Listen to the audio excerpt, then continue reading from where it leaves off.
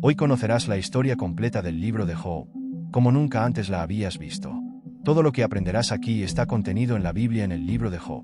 En la tierra de Uz vivía un hombre llamado Job, que era justo y justo, temía a Dios y evitaba hacer el mal. Job tuvo 7 hijos y 3 hijas, y poseía 7,000 ovejas, 3,000 camellos, 500 yuntas de bueyes y 500 asnas, además de muchos sirvientes. Era el hombre más rico de Oriente. Sus hijos solían celebrar banquetes en casa, cada uno por turno, e invitaban a sus 3 hermanas a comer y beber con ellos. Después de un periodo de banquetes, Job los llamó y los purificó. Temprano en la mañana, ofreció un holocausto por cada uno de ellos, porque pensó: quizás mis hijos hayan pecado y hayan maldecido a Dios en sus corazones. Job hacía esto con regularidad. Un día, los ángeles se presentaron al Señor y Satanás vino con ellos. El Señor le preguntó a Satanás: ¿de dónde vienes? Satanás respondió: vagar por la tierra y caminar en ella. El Señor dijo a Satanás: ¿has observado a mi siervo Job? No hay nadie en la tierra como él, irreprochable, irreprochable, que teme a Dios y huye del mal. Satanás respondió: ¿no tiene Job motivos para temer a Dios? ¿No le has puesto un cerco a él y a su familia y a todo lo que tiene? Has bendecido todo lo que hace, para que sus rebaños se dispersen por toda la tierra. Pero extiende tu mano y golpea todo lo que tiene, y ciertamente te maldecirá en tu cara. El Señor le dijo a Satanás: bueno, todo lo que él tiene está en tus manos. Simplemente no lo toques. Entonces Satanás abandonó la presencia del Señor.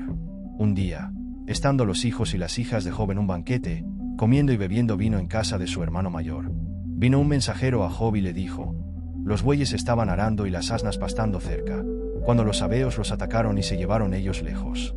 A los empleados los mataron a espada y yo fui el único que escapó para decírselo. Mientras él aún hablaba, llegó otro mensajero y dijo: fuego de Dios cayó del cielo y quemó hasta los cimientos las ovejas y los siervos, y yo fui el único que escapé para decírtelo. Mientras él aún hablaba, llegó otro mensajero y dijo: los caldeos vinieron en 3 grupos, atacaron a los camellos y se los llevaron. Mataron a espada a los sirvientes, y yo fui el único que escapó para decírtelo. Mientras él aún hablaba, llegó otro mensajero y dijo: tus hijos y tus hijas estaban en un banquete, comiendo y bebiendo vino en casa de su hermano mayor, cuando de repente vino un viento fuerte del desierto y azotó las 4 esquinas de la casa, que se derrumbó. Murieron y yo fui el único que escapó para decírtelo. Al oír esto, Job se levantó, rasgó su manto y se rapó la cabeza.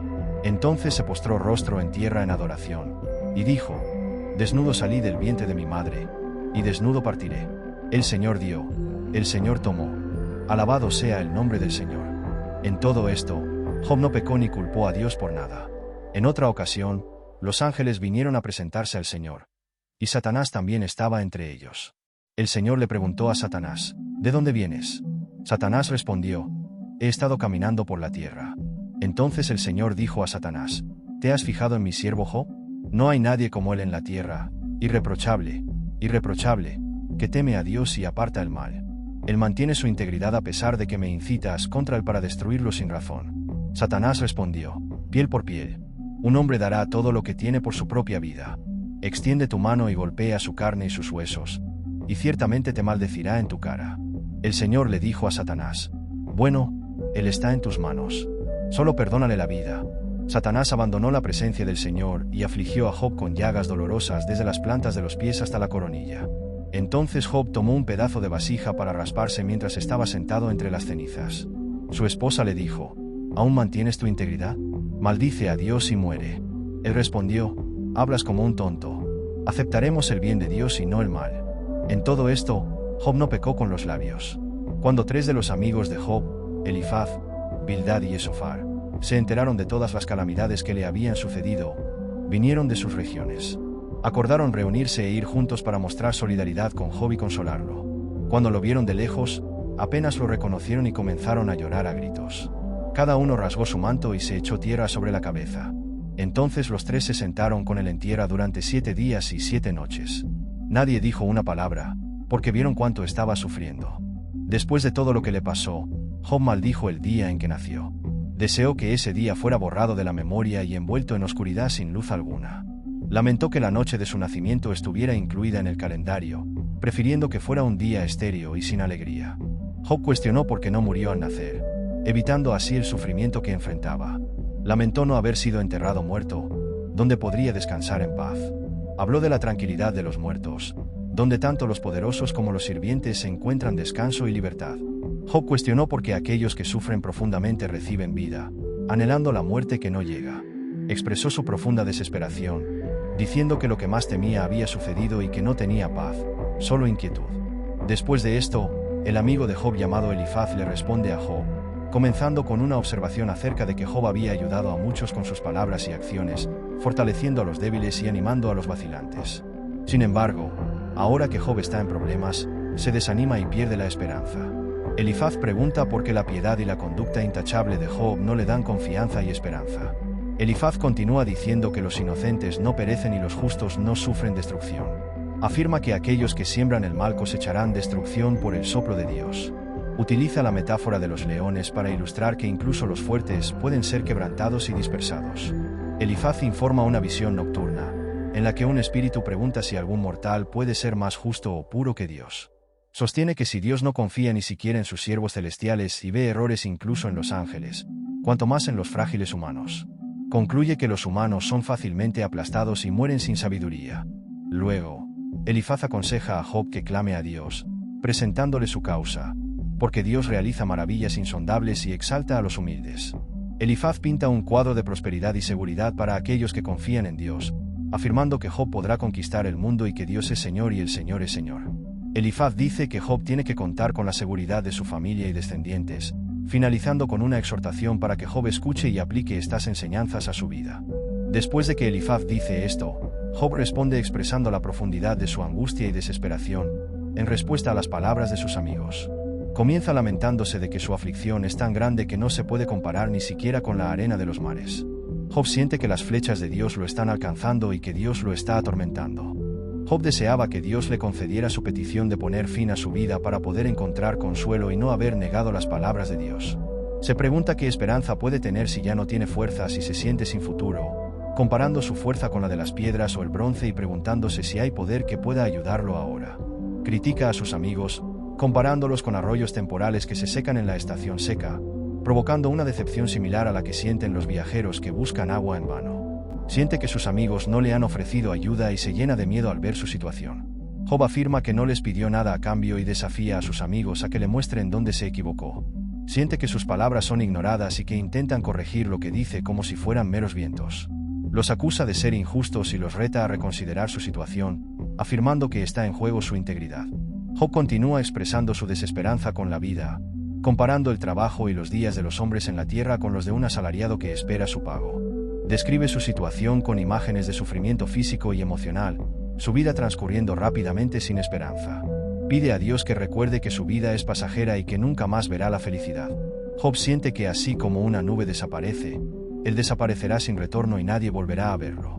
Al final, Job habla sobre el dolor y la amargura de su alma, cuestionando la importancia que Dios le da y por qué es examinado continuamente. Se pregunta por qué Dios no perdona sus ofensas y borra sus pecados, porque pronto será sepultado y ya no existirá. Bildad, uno de los amigos de Job, responde críticamente a las palabras de Job, que expresan su angustia y cuestionan la justicia de Dios. Bildad sostiene que el lenguaje de Job es un gran torbellino y sugiere que está hablando imprudentemente. Bildad pregunta si realmente Dios distorsiona la justicia y si el Todopoderoso puede hacer el mal. Sostiene que Dios no pervierte la justicia y que cuando los hijos de Job pecaron, Dios los castigó. Bildad aconseja a Job que busque y suplique a Dios, prometiéndole que si es irreprochable y puro, Dios se levantará en su nombre y restaurará su posición. Sugiere que la situación actual de Job es temporal y que su futuro será próspero. Sugiere que Job debería aprender de la experiencia de generaciones pasadas y escuchar lo que le enseñaron sus padres, ya que la sabiduría viene con el tiempo y la experiencia. Bildad concluye que Dios no rechaza a los justos ni fortalece a los malvados. Afirma que si Job se arrepiente y es justo, Dios convertirá su tristeza en gozo y avergonzará a sus enemigos. Predice que las casas de los malvados desaparecerán. En resumen, Bildad critica la postura de Job, afirmando que su situación es resultado de sus propios pecados y que la justicia de Dios prevalecerá. Alienta a Job a arrepentirse y confiar en Dios, prometiéndole que esto conducirá a la restauración y a un futuro mejor. Posteriormente, Job responde a su amigo Bildad con una profunda reflexión sobre la imposibilidad de que un mortal se justifique ante Dios. Expresa un sentimiento de impotencia e incapacidad para enfrentar o razonar con el Todopoderoso. Job reconoce la verdad en las observaciones hechas por Bildad, pero cuestiona cómo un ser humano puede ser justo ante Dios. Él cree que incluso si intentara discutir con Dios, no podría hacerlo con éxito. Job describe la profundidad de la sabiduría y la magnitud del poder de Dios, que puede mover montañas, sacudir la tierra y ocultar la luz del sol. Afirma que Dios realiza maravillas que son incomprensibles y que incluso cuando Dios pasa a su lado, Job no puede percibirlo. Job expresa que incluso si fuera inocente, sería incapaz de responder a Dios. Solo pudo suplicar misericordia, pues cree que Dios no escucharía sus súplicas y que su situación empeoraría sin motivo alguno. Job lamenta que, sin importar si es justo o malvado, Dios parece destruir a todos por igual. Menciona que cuando ocurre un desastre, Dios parece burlarse del dolor de los inocentes y que no hay nadie que pueda desafiar la justicia divina o cuestionar sus acciones. Job compara sus días con un fluir constante, veloz y sin alegría. Dice que, aunque intenta cambiar su rostro y sonreír, sus sufrimientos aún lo aterran, pues cree que Dios no lo considerará inocente. Job expresa la frustración de no poder apelar a un árbitro o juez entre él y Dios. Desea a alguien que pueda mediar entre ellos, alejando el terror divino y permitiéndole hablar sin miedo. Job se encuentra en un estado de profunda desesperación y angustia. Siente que es imposible que un ser humano, por justo que sea, pueda argumentar o justificarse ante la inmensidad y el poder de Dios. Job reconoce la grandeza y el dominio absoluto de Dios, lo que le hace sentirse impotente e indefenso. Su principal queja es la falta de un mediador que pueda intervenir y aliviar su angustia, lo que hace que la situación sea aún más desesperada. Después de que Job habla, su amigo Zofar le responde con una serie de críticas y consejos. Refuta las afirmaciones de Job y sugiere que el sufrimiento de Job es consecuencia de sus propios pecados. Zofar también ofrece un camino hacia la restauración y una vida de prosperidad. Zofar comienza criticando las palabras de Job, llamándolas tontas y preguntándose si alguien lo reprenderá por su burla y presunción. Sugiere que las palabras de Job son solo una pérdida de tiempo y que está siendo imprudente. Zofar expresa el deseo de que Dios le hablara directamente a Job y le revelara los secretos de la sabiduría divina. Afirma que la verdadera sabiduría es compleja y que Dios probablemente olvidó algunos de los pecados de Job. Destaca que los misterios y límites de Dios son insondables e infinitos, más altos que los cielos y más profundos que las profundidades. Nadie puede comprender plenamente la grandeza y el poder de Dios. Zofar aconseja a Job que consagre su corazón a Dios, que se aparte del pecado y elimine el mal de su vida. Sugiere que si Job hace esto, podrá restaurar su dignidad y vivir una vida sin vergüenza. Promete que si Job se arrepiente y se vuelve a Dios, olvidará sus aflicciones, vivirá una vida más brillante que el mediodía y disfrutará de seguridad y prosperidad. Zofar afirma que Job vivirá sin miedo y disfrutará del favor de los demás. Zofar termina prediciendo que los malvados sufrirán y buscarán refugio en vano, siendo la muerte la única esperanza que les queda. Job responde a sus amigos, refutando sus acusaciones y reflexionando sobre el poder y la sabiduría de Dios. Afirma que no es inferior a sus amigos en sabiduría y expresa su descontento con la situación en la que se encuentra. Job comienza desafiando a sus amigos, afirmando que ellos no tienen el monopolio de la sabiduría y que él tiene la misma capacidad de razonar que ellos. Se siente ofendido por el hecho de que se ha convertido en blanco de burlas, a pesar de haber sido una persona justa y temerosa de Dios. Job observa irónicamente que aquellos que están bien en la vida a menudo desprecian la desgracia de los demás y que, aunque pueda parecer que los malvados prosperan, esto no necesariamente refleja la justicia de Dios. Job destaca que incluso los animales y la naturaleza reconocen el poder y la sabiduría de Dios. Destaca que la vida y el aliento de toda la humanidad están en manos de Dios, quien es el único verdadero poseedor de la sabiduría y el entendimiento. Job describe la capacidad de Dios para destruir y reconstruir, controlar el agua y la sequía y ejercer autoridad sobre todos, incluidos los engañadores y los engañados. Menciona que Dios puede despojar y deponer a las autoridades, ya sean reyes, sacerdotes o ancianos. Está profundamente angustiado y frustrado por su situación y por las acusaciones de sus amigos. Defiende su integridad y desea una audiencia directa con Dios para que su causa pueda ser juzgada con justicia. Después de eso, se hace amigo de Job y comienza calificando los argumentos de Job de vacíos e inútiles. Sugiere que Job está diciendo tonterías, como si se estuviera llenando el estómago de viento. ¿Por qué lo hace? Job está sofocando la piedad y disminuyendo la devoción a Dios al acusarlo de dejarse llevar por el pecado y adoptar el lenguaje de la astucia. Pregunta. Cuestiona si Job fue el primero en nacer o si tiene un conocimiento especial que nadie más tiene. Destaca que hay personas mayores y más sabias que Job y que a él no le bastan los consuelos divinos y las palabras de sabiduría de los amigos. Acusa a Job de dirigir su ira contra Dios y de derramar palabras contra el Todopoderoso. Sostiene que ningún ser humano puede ser puro o justo, ya que todo el mundo nace impuro y corrupto. Refuerza la idea de que incluso las cosas sagradas no son puras a los ojos de Dios. Luego describe el destino de los malvados, explicando que sufren tormentos durante la vida y son atormentados por ruidos y ataques. Afirma que los malvados no tienen esperanza de escapar de la oscuridad y que están destinados al sufrimiento. Describe al malvado como alguien que enfrenta angustia y tormento, desafiando a Dios con arrogancia. Sugiere que a pesar de su riqueza y estatus, los malvados terminarán en ruinas y su riqueza no durará. Advierte que los malvados no deben confiar en cosas sin valor, ya que no recibirán compensación. Compara la vida de los malvados con una viña despojada y un olivo sin fruto. Afirma que los malvados acaban en ruinas y que el fuego devora sus bienes. Al final, concluye que los malvados generan maldad y engaño. Job responde criticando a sus amigos, llamándolos pobres consoladores. Se siente frustrado por la inutilidad de sus discursos y se pregunta por qué siguen discutiendo con él. Job cree que si estuviera en su lugar, fácilmente podría condenarlos con palabras perspicaces, pero en cambio buscaría consolarlos y calmarlos. Job expresa que su dolor no se alivia con palabras, ya sea hablando o callando. Siente que Dios lo ha agotado y ha acabado con su familia. Job describe su dolor físico y emocional, diciendo que Dios lo atacó con ira, lo dejó deprimido y expuesto a la burla de los hombres. Job se siente atacado y maltratado por Dios y los malvados. Se describe a sí mismo como blanco de ataques implacables y compara su situación con la de un guerrero que es atacado constantemente. Siente que su situación es tan desesperada que se viste de luto y entierra su frente en el polvo. Job hace un llamamiento para que su causa no sea ignorada y su clamor no sea olvidado. Afirma tener un abogado e intercesor en el cielo que defiende su causa. Ve a Dios como su único defensor ante la injusticia que enfrenta. Job reconoce que está cerca de la muerte, sintiendo que su tumba es su destino inevitable. Se ve a sí mismo como un proverbio y un objeto de burla, y sus ojos se nublan de tristeza. Señala que a pesar de sus sufrimientos, los justos se mantendrán firmes y se harán más fuertes. Job está frustrado con sus amigos que le ofrecen un consuelo inadecuado y critica sus palabras como inútiles. Después de eso, Bildad, el amigo de Job, responde a Job, criticándolo duramente y reforzando la idea de que el sufrimiento es una consecuencia directa del pecado. Bildad intenta convencer a Job de que su situación es resultado de su impiedad. Bildad comienza pidiéndole a Job que deje de hablar y comience a actuar con sensatez. Se pregunta por qué Job considera que sus amigos son ignorantes, dando a entender que Job se considera superior a ellos. Bildad critica a Job por estar consumido por la ira y se pregunta si la tierra debería ser abandonada o las rocas movidas debido a la ira de Job. Bildad refuerza la idea de que la ruina es la consecuencia natural de no conocer a Dios y sugiere que Job sufre porque es malvado.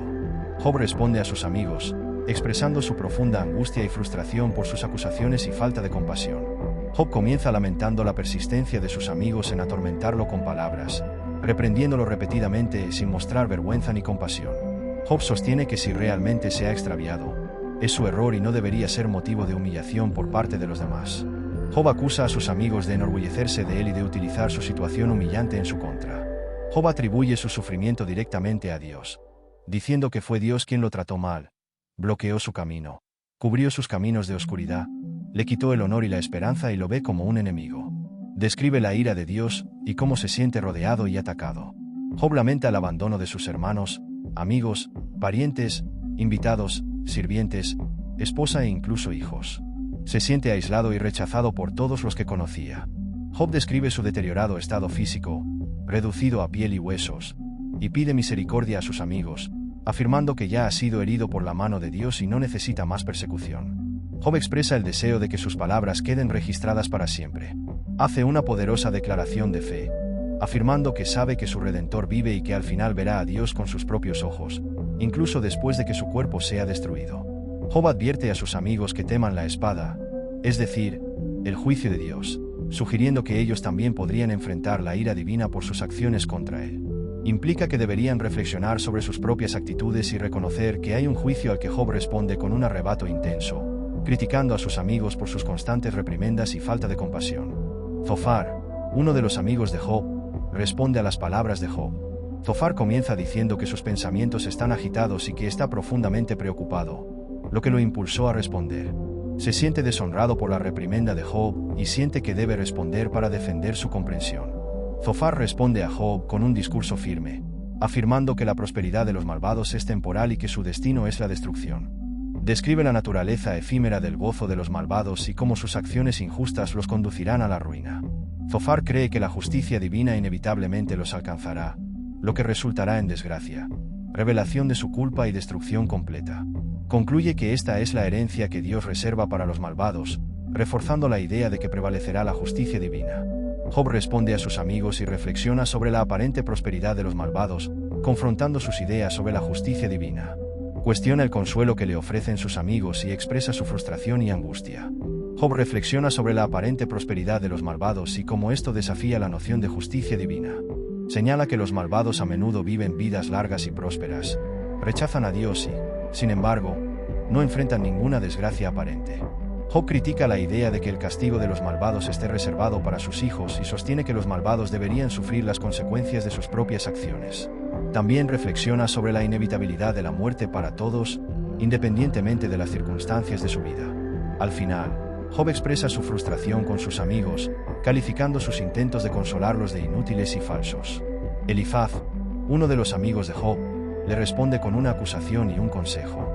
Elifaz cuestiona la utilidad de los humanos para Dios y acusa a Job de grandes pecados, sugiriendo que las calamidades que enfrenta Job son el resultado de sus propias transgresiones. Aconseja a Job que recurra a Dios y busque la reconciliación, prometiéndole que la prosperidad y la paz llegarán como resultado de esta acción. Sugiere que la única manera en que Job puede encontrar paz y prosperidad es someterse a Dios, aceptar sus instrucciones y alejarse de la injusticia. Elifaz promete que si Job sigue este consejo, encontrará complacencia en Dios. Sus oraciones serán escuchadas y la luz brillará en sus caminos y podrá incluso salvar a otros. Job responde a su amigo expresándole su sufrimiento y frustración por su situación.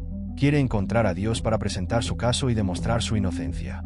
Job está confundido y angustiado porque, aunque sigue los mandamientos de Dios y es fiel, no puede entender por qué sufre tanto. Job pregunta por qué Dios no fija tiempos claros para el juicio y expresa su frustración por la aparente prosperidad de los malvados. Describe una serie de injusticias que sufren los pobres y necesitados, mientras que los malvados parecen salir ilesos. Job nota que los malvados cometen crímenes y se rebelan contra la luz, pero eventualmente, aunque parecen firmemente establecidos, Dios los desarraiga y sus vidas se vuelven inseguras. Concluye desafiando a cualquiera a demostrar que está mintiendo, reafirmando la injusticia que ve en el mundo. Bildad, uno de los amigos de Job, responde a Job. Bildad exalta la grandeza, la soberanía y la pureza de Dios, destacando cómo el dominio y el temor le pertenecen exclusivamente a Él. Destaca la imposibilidad de que los humanos sean justos o puros ante Dios, utilizando la pureza celestial de la luna y las estrellas como una medida que aún es insuficiente según los estándares divinos. Bildad concluye subrayando la insignificancia del hombre en comparación con Dios, describiéndolo de manera muy humilde e incluso despectiva, como una larva o un gusano. Job responde con sarcasmo e ironía a las observaciones de sus amigos, probablemente Bildad, que acababa de hablar de la grandeza de Dios y la insignificancia del hombre. Job comienza criticando la ayuda inútil de sus amigos y luego da una hermosa descripción del poder de Dios, destacando la grandeza divina. Job continúa su defensa ante las acusaciones de sus amigos, afirmando su integridad y describiendo la injusticia y el sufrimiento que vive. Job jura por el Dios que siente que le ha negado la justicia, afirmando que nunca hablará mal ni falsedad. Se compromete a mantener su integridad y rectitud hasta la muerte, negándose a dar razones a sus amigos. Job habla del poder absoluto de Dios sobre el universo, diciendo que Dios ve todo y controla todo. Menciona que hasta los confines de la tierra están bajo la vigilancia de Dios y que Él es el único que conoce el camino de la sabiduría. Los días en que Dios lo cuidaba y era respetado en la sociedad, era un hombre de gran influencia y respeto, ayudando a los necesitados y siendo elogiado por todos. Job lamenta cómo ahora es despreciado incluso por los jóvenes cuyos padres no habría considerado dignos. Se siente atacado, deshonrado y afligido. Job describe cómo Dios lo trató severamente arrojándolo al barro y reduciéndolo a polvo y cenizas. Reflexiona sobre su conducta justa y compasiva a lo largo de su vida, ayudando a los pobres, viudas y huérfanos, y siendo justo en sus acciones. Nunca confió en lo material, riquezas, y siempre evitó el mal. Job destaca que nunca se alegró de la desgracia de sus enemigos y siempre fue generoso con los necesitados. Job concluye desafiando cualquier acusación en su contra, reafirmando su inocencia y la integridad de sus acciones. Desea que el Todopoderoso responda a sus quejas y que vuestra defensa sea escrita y llevada ante Dios. Entonces estos tres hombres dejaron de responderle a Job porque pensaba que era justo. Pero él, el hijo de Baraquel de Bus, de la familia de Job, se enojó mucho con Job porque estaba justificado delante de Dios. También se enojó con sus tres amigos porque no encontraron manera de refutar a Job y aún así lo condenaron. Eliú había estado esperando para hablar con Job porque eran mayores que él, pero al ver que los tres no tenían nada más que decir se indignó. Por lo que Eliú, hijo de Baraquel de Bus, dijo: Yo soy joven, tú eres viejo, o sea, porque tuve miedo y no me atrevía a decirte lo que sé. Los que son viejos son los que deben hablar. Pensé que los años avanzados son los que deben enseñar sabiduría, pero es el espíritu dentro del hombre el que da el comprensión. El soplo del Todopoderoso no es solo los mayores, no son los únicos sabios que entienden lo que es correcto. Por eso digo, escúchenme. También les diré lo que sé. Eliú sostiene que Dios puede utilizar el sufrimiento para corregir y redimir al hombre, impidiéndole el orgullo y la destrucción. Refuerza que Dios es justo y no hace el mal. No distingue entre ricos y pobres y gobierna la justicia universalmente. Critica a Job por afirmar que no vale la pena agradar a Dios y por rebelarse contra su justicia. Eliú describe la majestad y el poder de Dios comparándolo con la fuerza de la naturaleza, como las tormentas y los relámpagos. Enfatiza que la comprensión de Dios está más allá de la capacidad humana y que la justicia divina no se comprende ni se cuestiona fácilmente. Eliú desafía a Job a reflexionar sobre la grandeza y la justicia de Dios y le advierte sobre la tentación de cuestionar la justicia divina. Concluye destacando la inmensidad y perfección de Dios, que es digno de reverencia y temor. Entonces el Señor respondió a Job desde en medio de la tormenta diciendo: ¿Quién es este que oscurece mi consejo con palabras carentes de sabiduría? Prepárate para responder como un hombre común. Te haré preguntas y tú me darás respuestas. ¿Dónde estabas cuando puse los cimientos de la tierra? Contéstame si sabes tanto. ¿Quién determinó tus medidas? ¿Puedes saberlo? ¿Y quién trazó sobre ella la cuerda de medir sobre la cual estaban asentadas sus columnas? ¿Y quién puso la piedra mientras las estrellas de la mañana cantaban en cuero y todos los ángeles se regocijaban? ¿Quién sostuvo con puertas el mar cuando surgió del vientre materno, cuando lo revestí de nubes y lo envolví en densa oscuridad, cuando definí sus límites y puse puertas y barreras? Cuando te dije: hasta aquí puedes llegar, pero no más allá de este punto. Aquí pongo fin a tus ondas orgullosas. ¿Ya has dado órdenes mañana o le has revelado a Aurora su lugar para que agarre la tierra por las esquinas y la sacuda? De los impíos la tierra está moldeada como un sello en barro y todo en ella parece como un vestido. A los impíos se les niega la luz y se les rompe el brazo. ¿Alguna vez has explorado las fuentes del mar o caminado por las oscuras profundidades del abismo? ¿Has visto las puertas de la muerte? ¿Conoces las puertas de la oscuridad? ¿Tienes alguna idea de la extensión de la tierra? Dime si lo sabes. ¿Cómo se llega al lugar donde vive la luz? ¿Y dónde está la morada de las tinieblas? ¿Puedes guiarlos a sus lugares apropiados? ¿Conoces el camino a sus viviendas? Quizás lo sepas porque ya naciste y has vivido tantos años. ¿Alguna vez has entrado a los almacenes de Neve o has visto los almacenes de Saraiva que guardo para tiempos de angustia, para los días de guerra y combate? ¿Dónde se distribuyen los rayos? ¿Dónde se propagan los vientos del este en la tierra?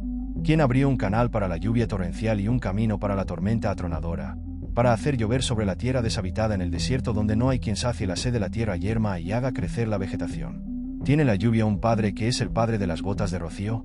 ¿De dónde viene el hielo?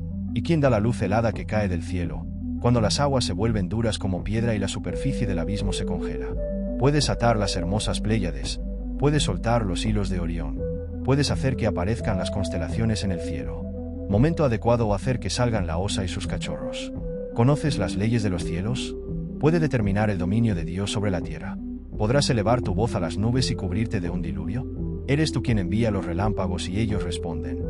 Aquí estamos quienes le hemos dado sabiduría al corazón y entendimiento a quien tiene sabiduría para evaluar las nubes, quien es capaz de derramar las aguas del cielo cuando el polvo se solidifica y los terrones de la tierra se reúnen. ¿Eres tú el que caza la presa de la leona y alimenta a los cachorros de león cuando se esconden en sus guaridas o acechan en el monte?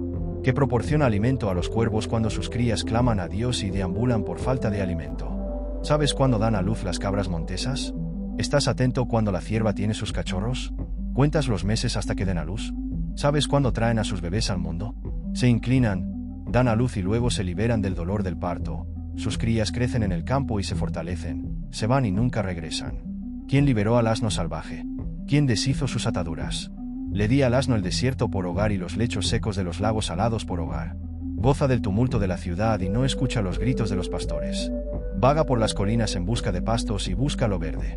¿Aceptará el toro salvaje trabajar para ti y pasar la noche con el cojo en tu corral? ¿Podrás engancharlo en la zanja? ¿Arará los valles por ti? ¿Confiarás en él por su gran fuerza? ¿Le dejarás el trabajo pesado que tienes que hacer? ¿Puedes estar seguro de que él recogerá tu trigo y lo almacenará en su era? El avestruz bate sus alas con alegría, y en cuanto a las alas y el plumaje de la cigüeña, Deja sus huevos en el suelo y deja que la arena los caliente sin preocuparse de que un pie los aplaste o que algún animal salvaje los pisotee. Trata a sus jóvenes como si no fueran tuyos y no te importa si tu esfuerzo es inútil.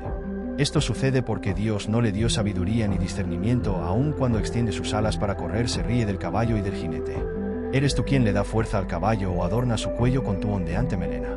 Lo haces saltar como un saltamontes sembrando terror con su majestuoso bufido. Exuda su fuerza con placer y enfrenta las armas con valentía. Desdeña el miedo y no teme, no retrocede ante la espada. Su aljaba se balancea a su costado junto con la lanza y los dardos llameantes. En furioso frenesí devora el suelo, no puede esperar el sonido de la trompeta, cuando la oye relincha y de lejos huele la batalla, la señal de ataque y el grito de guerra. Es por su sabiduría que el halcón vuela alto y se extiende sus alas hacia el sur. Es por tu orden que el águila se eleva y construye su nido en lo alto.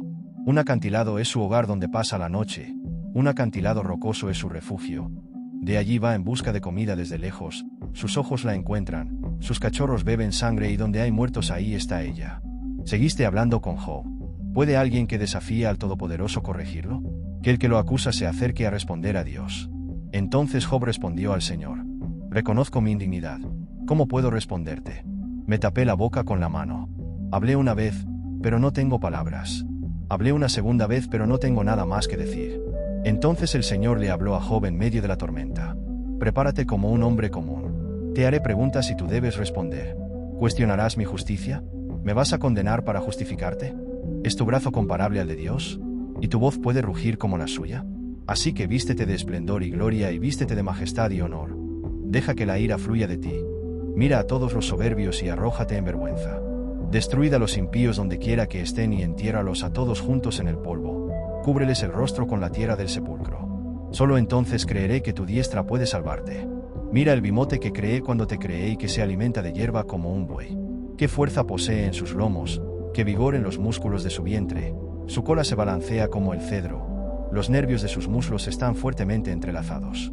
Sus huesos son como tubos de bronce. Sus miembros son como barras de hierro. Es el más magnífico de todos. Criaturas de Dios. A pesar de esto, su creador puede enfrentarlo con su espada. Las montañas le ofrecen todo lo que producen y todos los animales salvajes juegan a su alrededor. Bajo los lotos él reposa escondido entre los juncos del pantano y los lotos lo cubren con su sombra. Los sauces cerca del arroyo lo rodea. Cuando el río está turbulento permanece tranquilo, incluso si el Jordán ruge contra su desembocadura permanece sereno. Alguien puede capturarlo por los ojos o atraparlo y engancharlo por la nariz. Podrás atrapar a Leviatán usando un anzuelo o atándole la lengua con una cuerda. Puedes pasarte una cuerda por la nariz o pasarte un gancho por la barbilla. ¿Crees que suplicará clemencia y dirá palabras amables? ¿Crees que hará un trato contigo para convertirte en su siervo para siempre? ¿Serías capaz de tratarlo como a una mascota, como a un pájaro, o ponerle una correa para ofrecérselo a tus hijas? ¿Podrían los comerciantes venderlo o dividirlo entre los comerciantes? ¿Podrás llenar tu piel de arpones y tu cabeza de lanzas? Si intentas tocarlo, la experiencia será tan extraordinaria que nunca más te atreverás a enfrentarlo. Esperar derrotarlo es un error, solo verlo es aterrador. Nadie tiene el coraje suficiente para provocarlo. ¿Quién entonces podrá resistirme? ¿Quién fue el que primero me dio algo que debo pagar? Todo lo que hay bajo el cielo me pertenece. No dejaré de hablar de sus partes, de su fuerza y de su imponente apariencia. ¿Quién podría quitar su capa exterior? ¿Quién se acerca a él con bridas? ¿Quién se atrevería a abrir la boca con sus terribles dientes? Su espalda está cubierta con capas de escudos bien ajustados y cada escudo está tan cerca que no puede pasar aire entre ellos. Están tan entrelazados que es imposible separarlos. Su aliento emite chispas de luz, sus ojos son como rayos de la mañana. De su boca salen llamas y de sus fosas nasales brotan chispas de fuego. Sale humo como el de una olla hirviendo sobre un fuego de juncos. Su aliento enciende el carbón y de su boca brotan llamas y la fuerza en su cuello hace que el miedo lo preceda. Los pliegues de su piel están firmemente unidos entre sí con tanta fuerza que no se mueven. Su pecho es duro como una piedra, tan resistente como la piedra inferior de un molino. Cuando se levanta, los poderosos se aterrorizan y huyen atemorizados de sus golpes. La espada que lo golpea no le afecta ni la lanza, flecha o jabalina. Trata el hierro como si fuera paja y el bronce como madera podrida. Las flechas no lo ahuyentan y las piedras de la honda son para él como polvo. El bastón es solo un pedazo de paja para él. El blandir una gran lanza le hace reír. Su vientre es como un fragmento de cerámica y deja marcas en el barro como una huella de trilla.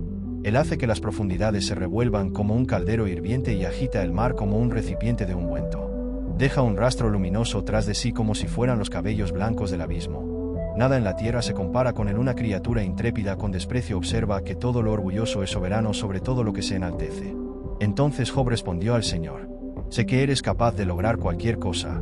Ninguno de tus propósitos puede ser detenido. Tú preguntaste: ¿quién es el que oscurece mi consejo sin entenderlo? Hablé de cosas que no entendía, cosas que eran tan maravillosas que no podía entender. Usted dijo: ahora escucha y hablaré. Haré preguntas y tú responderás. Había oído hablar de ti, pero ahora mis ojos te ven. Por eso me abstengo del orgullo y me arrepiento en polvo y ceniza.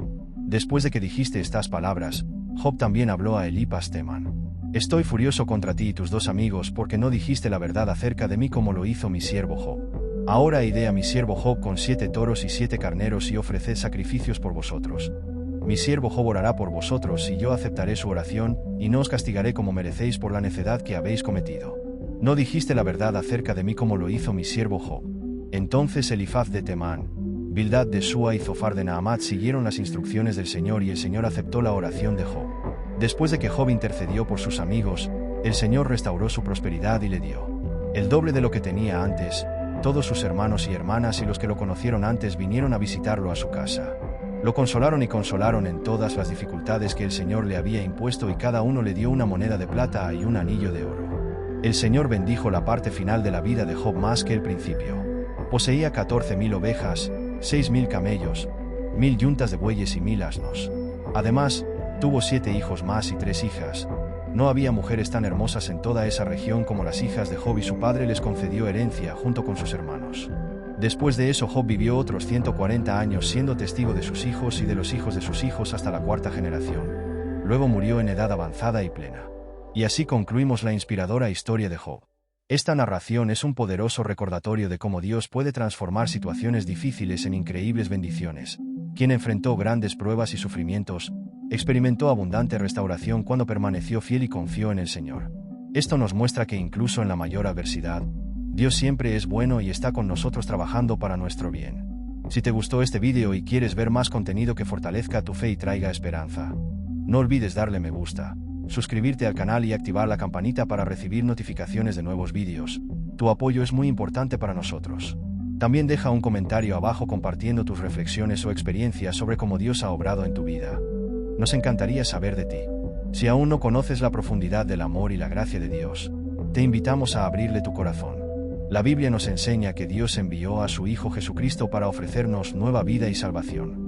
No importa lo que hayas pasado o lo que estés enfrentando, siempre hay esperanza y perdón en Cristo. Acepta este regalo de amor y comienza un nuevo viaje con Dios hoy.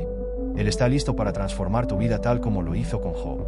Gracias por mirar, y que Dios los bendiga grandemente.